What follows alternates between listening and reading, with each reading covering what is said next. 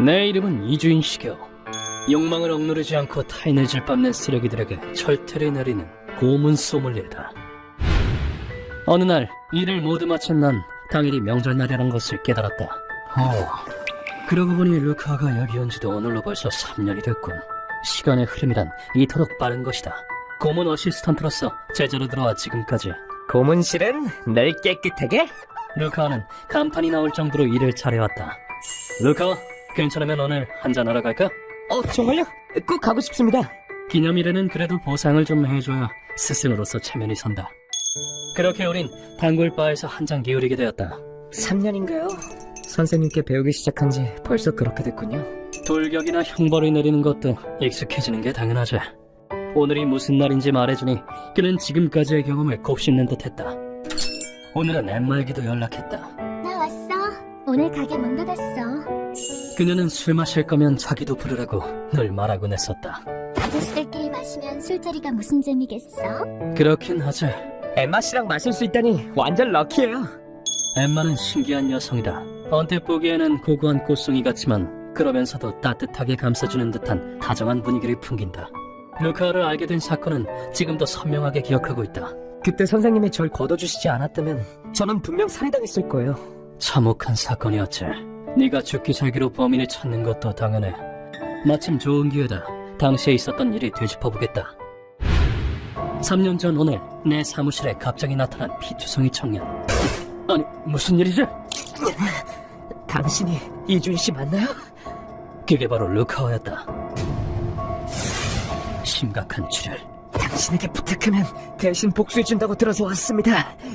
몸에 있는 상처는 전부 심각하다. 모든 상처에는 사리가 깃들어 있었다. 제대로 찾아왔군.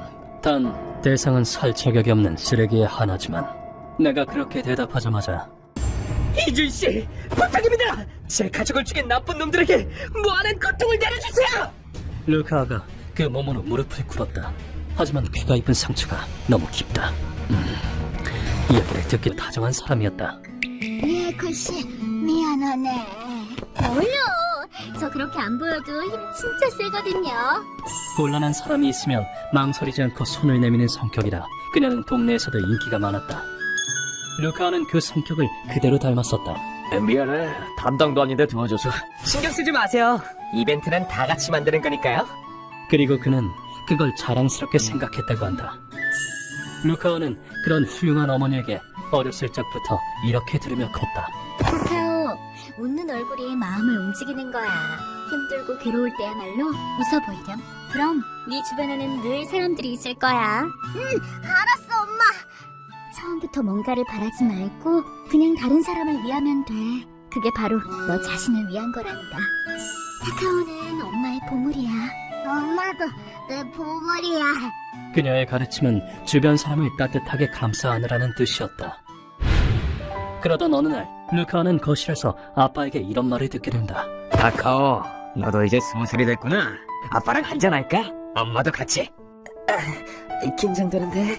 그럼 당연히 같이 마셔야지. 그건 더없이 행복한 시간이었다.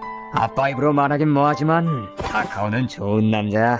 며느리는 엄마 같은 미인으로 데려와야 한다. 카카오가 좋다면 엄마는 누구라도 대환영이야. 너랑 술도 마실 수 있고 아빠 정말 행복해. 당신 취했어요. 루카와에게 가족은 보물 그 자체였다. 바로 그 다음 날이었다. 이게 뭐야? 수업을 마치고 밤에 집으로 돌아온 루카와를 기다리고 있었던 건 현실이라고는 생각할 수 없는 생쥐 같은 광경이었다. 아니, 뭐야 이거? 집에 왜 불타고 있는 거야? 그의 집이 붉게 타오르는 화염에 휩싸인 것이다. 한동안 멍해 있던 그는 위험을 무릅쓰고 집 안으로 뛰어들어갔다. 다들 어딨어? 엄마, 아빠는 에밀리는 무사한 거야? 거짓말, 이건. 그리고 거실에서 그의 눈에 들어온 건 지옥보다 더한 광경이었다. 아빠, 엄마, 에밀리! 이게 뭐야? 이게 뭐냐 이거? 사랑하는 가족 3명이 피투성이로 거실 바닥에 널브러져 있었다. 세 사람은 이미 세상을 등진 상태였다. 거짓말이야, 엄마. 뭐야 이게? 타오르는 불 속이었는데도 어머니 쇳덩어리처럼 차가웠다. 아니 사람이 있다. 여긴 위험해. 곧 무너질 거야. 밖으로 나가야 돼. 선배, 이 세 사람은 이미... 싫어. 나는 가족 옆에 있을 거야. 안 돼. 이제 집이 무너질 거야. 너라도 살아야지. 시간이 없었다. 소방대원은 루카를 살리는 걸 우선시했다. 두 사람이 함께 루카를 집 밖으로 끌어낸 그 순간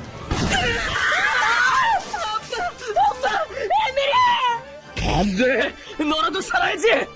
집은 완전히 무너져 내렸다. 그 광경을 본 루카는 미칠 것만 같았다. 불은 날이 밝아올 때쯤 수그러들었다.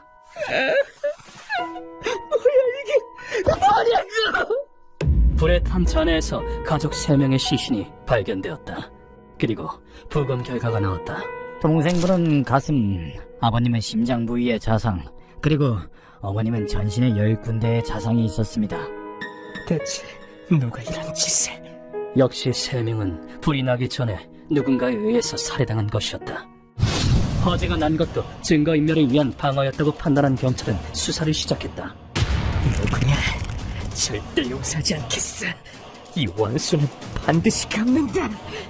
가족 모두를 잃은 루카와 아는 미칠 듯한 슬픔과 증오만이 가득했다. 타카오, 웃는 얼굴이 마음을 움직이는 거야. 힘들고 괴로울 때야말로 웃어 보이렴. 그렇게는 못하겠어. 엄마, 난 그 인물이 될 거야. 어머니가 해준 그런 말은 어둠 저편으로 사라졌다. 믿을 건 경찰 하나였지만 어찌된 영문인지 전혀 움직여주지 않았었다. 벌써 4개월이나 지났어요. 왜 아직 단서는 안 나오는 겁니까? 아니, 그게 집이 다 탔잖아요. 증거가 전혀 남아있지 않거든. 이 사건은 아무래도 어려울 것 같아요. 그때 루카는 흔들리는 경찰관의 동공을 놓치지 않았다. 야, 이 자식아! 눈빛은 왜 흔들리는 건데? 장난치지 마. 제대로 수사하란 말이야. 뭐야 이놈? 분노가 폭발한 그는 경찰 멱살까지 잡고 말았다. 결국 루카는 공무집행 방해죄로 체포되었다. 경찰의 대응을 보고 루카는 깨달았다. 뭔가 꿍꿍이가 있어. 이놈들은 못 믿겠어.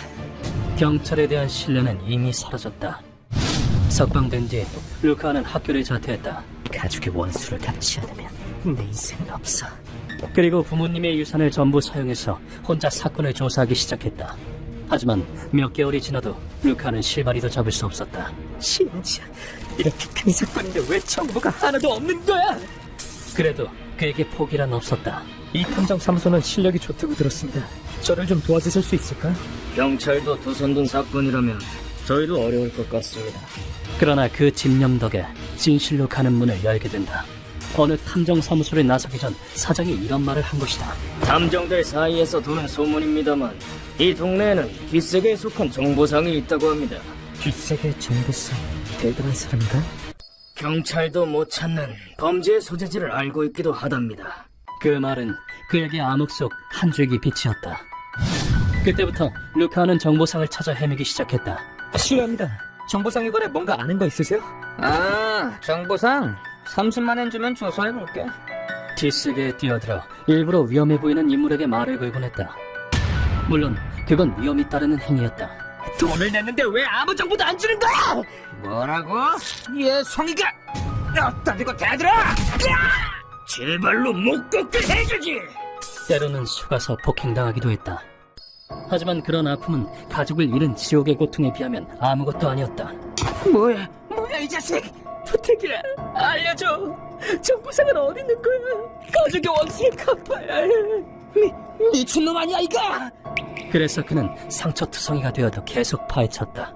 그렇게 몇 번째인지 또 두들겨 맞아 기절해 있을 때였다. 당신 아주 엉망인데 괜찮아? 안 괜찮아 보이네. 쓰레기장에서 루카를 발견한 엠마가 말을 걸었다. 루카한테 사정을 들은 엠마는 정보상에게 그를 소개해 주었다. 당신이 정보상인가요? 내가 바로 네가 찾던 정보상이야. 전직 카오 대학 2학년 루카와 타카오. 뭐지? 그 정보상은 모든 것을 꿰뚫어보는 듯한 신비로운 아우라를 내뿜고 있었다. 당신 가족을 죽인 건 도지카라는 남자야. 그리고 사건에 대해서도 알고 있었다. 도지카? 직장에서 너희 어머니한테 작업 걸던 도련님이지. 그 토지카는 어머니 리에쿠 씨가 다니던 직장으로 전근해온 임원이었다. 미무라 씨, 다음 주 수요일 시간 있어? 아, 그날은 남편이 없으니까 괜찮아요. 유부녀를 좋아하는 놈은 자신의 지위를 이용해서 수많은 직원에게 수작을 걸곤 했다. 도즈카는 대형 슈퍼체인 사장 아들이었다. 하지만 돈으로 산 한구레와 어울려 다니는 등 행실이 매우 나빴다. 부탁이다. 임원 시켜줄 테니까 좀 어른스럽게 굴어봐. 알겠다니까. 그래서 사장이 자기 곁에 두고 있었다. 그리고 리에코 씨도 도지카에게는 그저 먹잇감 중 하나에 불과했다. 리에코 씨, 나 진심입니다. 너도 어차피 금방 넘어오겠지. 자신의 지위를 과시한 토지카는 그녀도 손쉽게 넘어올 거라고 생각했다. 하지만 그런 토지카의 프라이드는 산산이 부서지게 된다. 그만하세요. 나이도 먹을 만큼 먹어서 뭐 하시는 거예요? 자기 지위를 그런 식으로 이용하다니 비열해요. 뭐?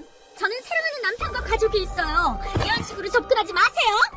다른 여성들과는 달리 리에코 씨는 토지카를 사원들 앞에서 당당하게 혼내준 것이다.